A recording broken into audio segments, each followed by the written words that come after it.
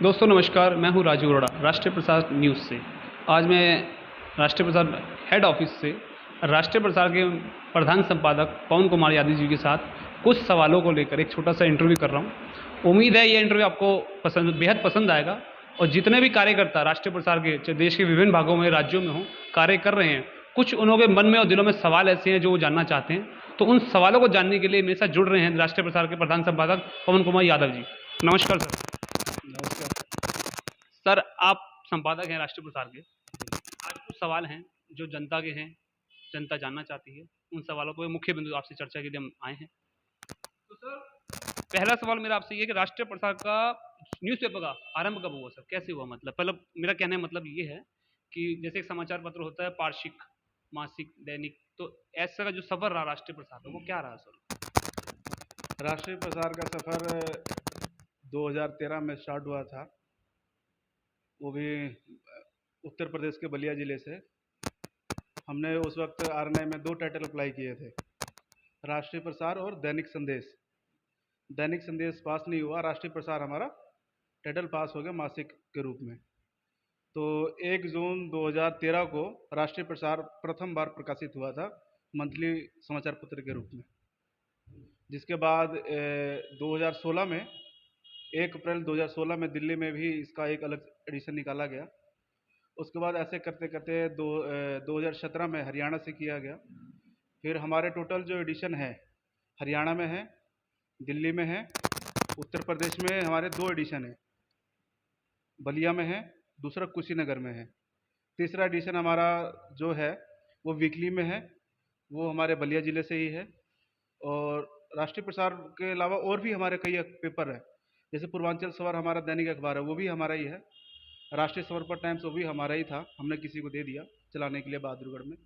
और आपको बता दूं एक और हमारा टाइटल है प्रकृति प्रहरी, जो हमने करंट में ही ले रखा है। एक स्वराज प्रहरी भी है, वो भी हमारा ही चैनल है। तो ऐसे हमारे पास बहुत सारे चैनल हैं। और राष्ट्रीय प्रसार की शुरुआत 1 मई, सबसे प्रथम बार 1 जून 2013 को प्रारंभ हुआ था। उसके बाद लगातार ये चलता रहा।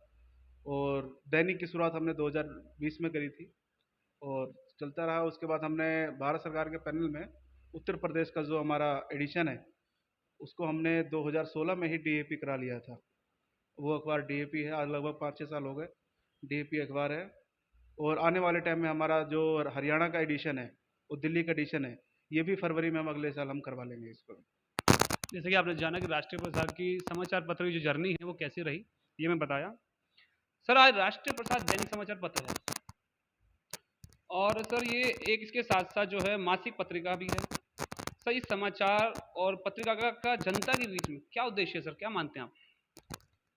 एक्चुअल में जो हमारा दैनिक अखबार है, दैनिक अखबार इसलिए प्रारंभ किया कि लोगों की मांग थी कि दैनिक भी होना चाहिए राष्ट्रीय प्रसार।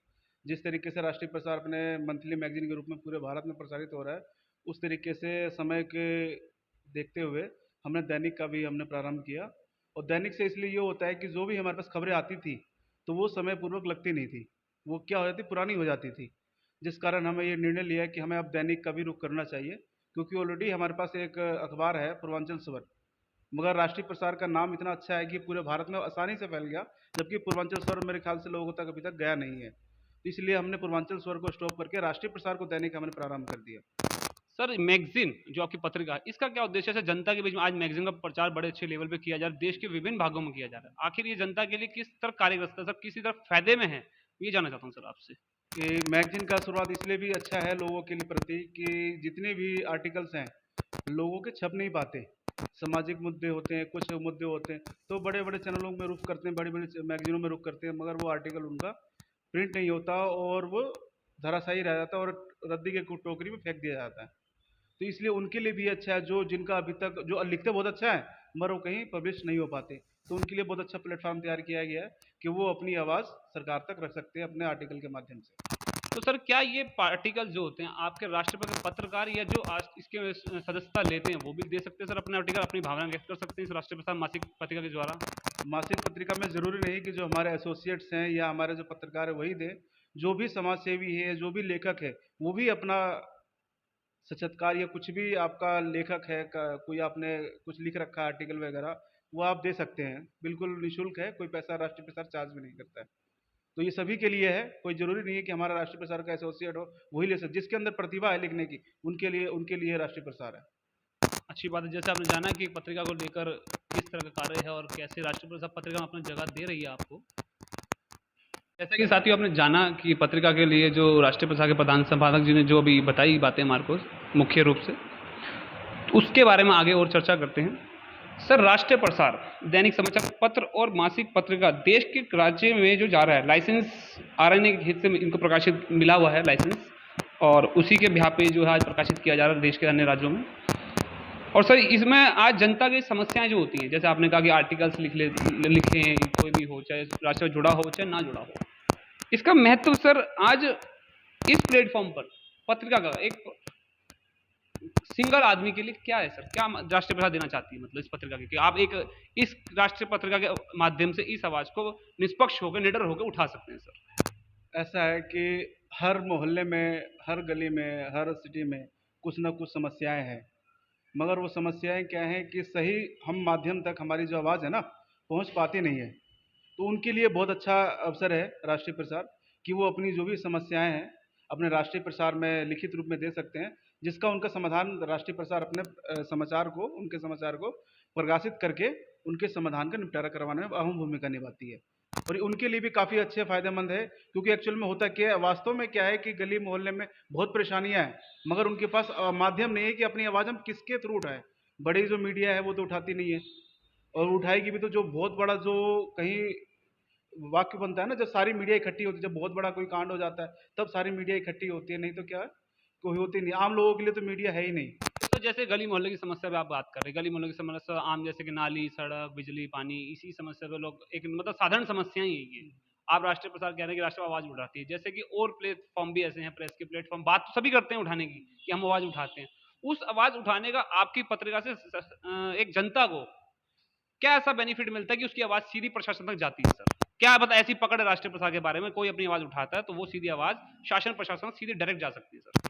राष्ट्रीय प्रसार जो पत्रिका है वो पूरे मंत्रालय में जाती है अपनी पत्रिका, चाहे वो सूचना प्रसारण मंत्रालय हो, चाहे वो पीएमओ ऑफिस हो, चाहे वो केजरीवाल ऑफिस हो, मतलब कोई सी मतलब हर जगह, मतलब किसी भी सरकार के, हर सरकार के लेवल पर ये प्रकाशित होती है? हर जगह जितने भी है ये हमारी पत्रिका सबके पास जाती है, और लोग पसंद भी करते हैं हमारी पत्रिका को। और दूसरा क्या है कि जितने भी चैनल्स हैं जो भी काम कर रहे हैं, अच्छा काम कर रहे हैं, ठीक है, मगर जो बिल्कुल जो नीचे जो लोग हैं गली मोहल्ले की खबर वो नहीं छापते हैं, क्योंकि ऑलरेडी उनके पास इतनी सारी समस्या खबरें होती हैं, तो वो इसको कहीं ना कहीं वो निगलेक्ट कर देते हैं, और वो जनता की जो खबर वो नहीं छप पाती है। तो सर, जहां और मीडिया की आपने बात करी कि वो बड़ी बड़ी मुद्दों में इन्वॉल्व होती है, छोटे मुद्दों में नहीं आते, राष्ट्रीय प्रसार सर छोटे मुद्दों में क्यों?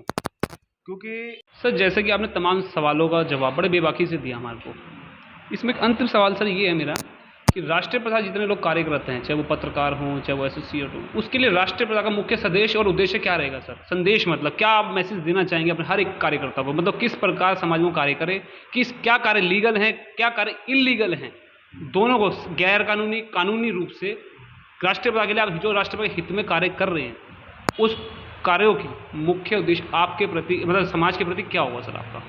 सबसे मेन उद्देश्य तो राष्ट्रीय प्रसार का यही है कि भारत में जिस तरीके से बेरोजगार दर बढ़ी है उसको सबसे पहले कम करना है। यही राष्ट्रीय प्रसार का मेन उद्देश्य है कि हम राष्ट्रीय प्रसार के ज़रिए उनको हम रोज़गार दें और वो अच्छा काम करें और समाज में भी काम करें और अच्छा काम करें, जिससे कि वो किसी और गलत एक्टिविटी में ना बढ़े। क्योंकि आज के डेट में क्राइम का जो लेवल है ना, बेरोजगारी है, आज जो भी छीना झपटी होती है, कुछ भी हो जाती है, चोरी होती है, मेन उद्देश्य क्या है? बेरोजगारी। यदि रोजगार हो जाएगा तो जाहिर सी बात है क्राइम होगा ही नहीं।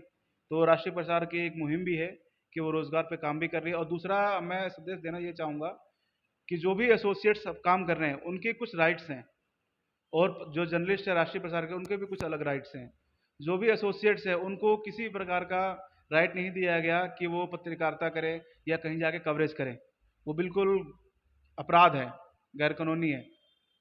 क्यों? क्योंकि राष्ट्रीय प्रसार के जो भी एसोसिएट्स हैं और उन पे उनके कार्डों पे भी लिखा गया है कि this card is not valid reporting, कि वो रिपोर्टिंग के लिए वो सिर्फ सूचना दे सकते हैं। जो भी उनके क्षेत्र में या उनके कोई भी रिपोर्टर हैं जो राष्ट्रीय प्रसार में हैं, उनको वो सूचना दे सकते हैं कि इस तरह की वहाँ पे वारदात हो रही है, उस बस उनका ये काम है। और उनका काम उद्देश्य क्या है कि वो राष्ट्रीय प्रसार के साथ जुड़े हुए हैं, राष्ट्रीय प्रसार के साथ काम कर रहे हैं, और जो भी एसोसिएट्स हैं और राष्ट्रीय प्रसार उनके साथ खड़ा है। उनके लिए सबसे बड़ी बात यह है कि एक मीडिया उनके साथ खड़ा है, तो उनको किसी भी तरह से डरने की जरूरत नहीं है। किसी भी आपराधिक किस्म के लोगों से या प्रशासन से जो भी उनका काम नहीं करता, राष्ट्रीय प्रसार हमेशा उनके साथ खड़ा है। सर, अहम मुख्य सवाल है लास्ट। आज मीडिया दो भागों में सर बढ़ चुका है, देख रहे हैं देश के अंदर। एक मीडिया वो है जिसको गोदी मीडिया का नाम दिया था, एक वो मीडिया है जिसे मीडिया कहा जाता है। तो राष्ट्रपिता सर किस लेवल पे कार्य कर रहा है, गोदी मीडिया या मीडिया? ऐसा है कि कोई गोदी मीडिया नहीं है, मीडिया निष्पक्ष होती है।